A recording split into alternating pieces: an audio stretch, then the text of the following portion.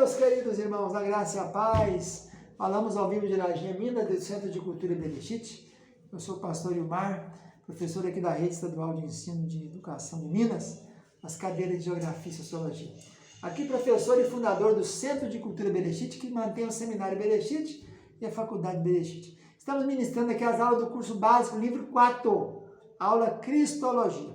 Estamos falando de toda a Cristologia. Cristos, ungido, Messias, a obra, a natureza, os ofícios, o nascimento virginal, a expiação, a propiciação, todos os aspectos estão sendo tratados aqui.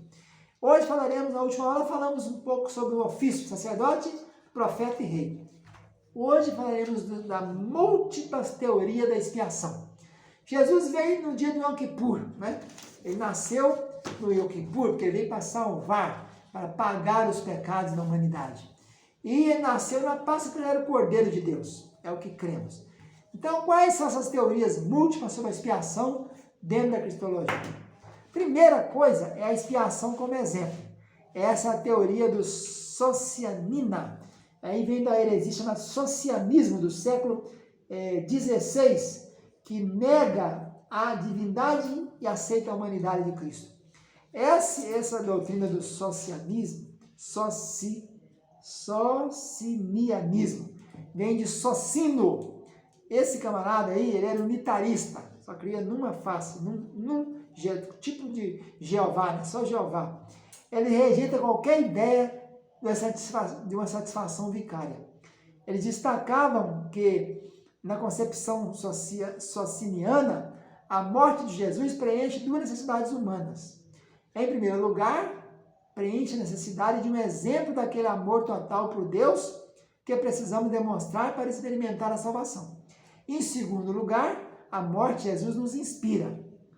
Mas a concepção sociniana, porém, precisa lutar contra o fato de que numerosas porções das Escrituras Sagradas tratam da morte de Jesus, falam em resgate, sacrifício, sacerdócio, expiação e coisas semelhantes.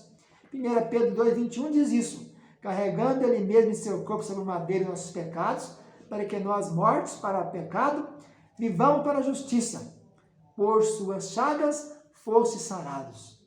Claro, então, é muito claro que a expiação, ela é ampla, né? Ela atinge tudo, não é só um exemplo. Ela é total. Tudo que é necessário para sermos restaurados ao devido relacionamento com Deus é o que acontece na expiação. A segunda coisa é a teoria da influência moral. A expiação como demonstração do amor de Deus. A teoria da influência moral vê a morte de Cristo como a demonstração do amor de Deus. Deus deixou que o seu filho morresse. No Getsemane, Jesus disse, Abba, Pai, se possível, passa de mim esse cálice. Jesus ficou ali solitário. Foi crucificado 9 horas, meio-dia fez trevas. Deus virou o rosto, deixou que ele fosse morto, para que se pagasse o preço. A morte de Cristo, ela é o suprassumo, né? O ápice da visualização do amor de Deus. Deus é amor. Isso fica muito claro quando temos essa expiação como ato de amor. Terceira, a teoria governamental. A expiação como demonstração de justiça divina. Nessa concepção, Deus não poderia ser complacente nem indulgente. Ele tinha que permitir que Jesus pagasse o preço. O preço era sem derramamento de sangue, não é remissão de pecado.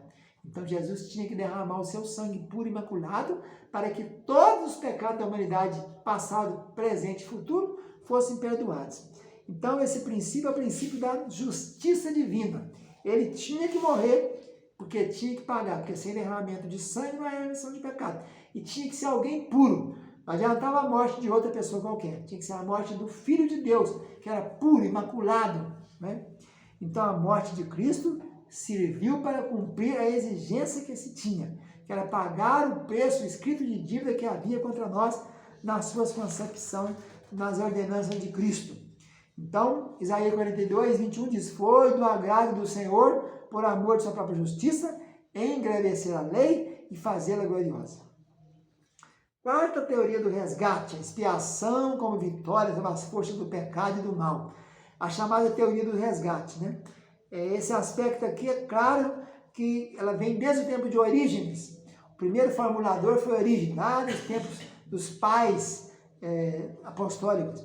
Ele via a história bíblica como uma descrição de um grande drama cósmico, né?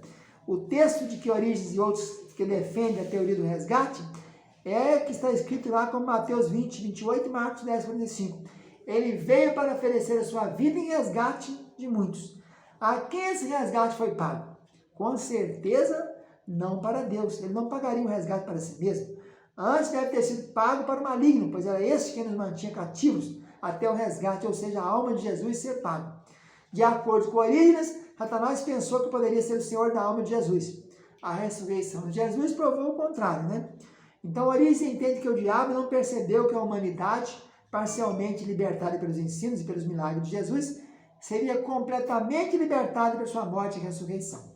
Assim, Satanás libertou a humanidade para descobrir que não poderia reter Cristo, quem havia aceitado em troca pela humanidade. Entretanto, a Escritura não ensina que foi um pagamento de um resgate a Satanás, que garantiu a sua derrota e o triunfo de Deus, mas o fato de Cristo tomar nosso lugar para nos livrar da maldição da lei. Romanos 6, de 6 a 8 e Gálatas 3, 13. Arcando com a penalidade do nosso pecado e assim satisfazendo uma vez por todas as justas exigências da lei, Cristo cortou pela raiz o controle de Satanás sobre nós, o poder de nos manter sob a maldição e a condenação da lei. A morte de Cristo, portanto, foi de fato o triunfo de Deus sobre as forças do mal, mas somente porque foi um sacrifício. Foi de fato o triunfo de Deus sobre a força do mal, mas somente porque aquilo foi um sacrifício substitutivo. Então o resgate mostra Jesus como o Goel, que pagou o preço no lugar de outro. Agora a teoria da satisfação. A expiação como compensação ao Pai. Então Jesus satisfez tudo que o Pai tinha que requerer dele para que a humanidade fosse libertada do seu pecado. Dessas teorias que estamos examinando nesse capítulo, aquela que com maior clareza considera como objetivo o efeito principal da morte de Cristo é a que costuma ser chamada de teoria comercial ou teoria da satisfação. Essa aqui. Ela ressalta que Cristo morreu para satisfazer um princípio na própria natureza de Deus Pai. Assim, a expiação não implicou nenhum tipo de pagamento a Satanás. O pecado é, em essência, deixar de render a Deus o que lhe é devido. Tomar de Deus o que é dele por direito e desonrá-lo. Essa foi a proposta lá no Éden, feita por Satanás, né? Vocês podem ser deuses se comer desse fruto aqui, vão ser igual a Deus. Então, o pecado é isso, é querer tomar o lugar de Deus. Essa teoria da satisfação, ela vem cobrir isso aí. Nada mais é do que dar a Deus o que é dele. Para ser efetiva, a satisfação oferecida precisava ser maior do que tudo o que os seres criados são capazes de fazer, pois eles só conseguem fazer o que já se exige deles. Então Cristo veio para fazer mais do que se exigia de um ser humano. Então vimos que a morte de Cristo é interpretada de maneira bem variada. Primeiro, a sua morte deu-nos um exemplo perfeito do tipo de dedicação que Deus deveria de nós.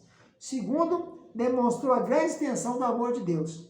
Terceiro, salientou a seriedade do pecado e a severidade da justiça de Deus. Quarto, triunfou sobre as forças do pecado e da morte, liberando-nos de seus poderes. 5, ofereceu satisfação ao Pai por nossos pecados.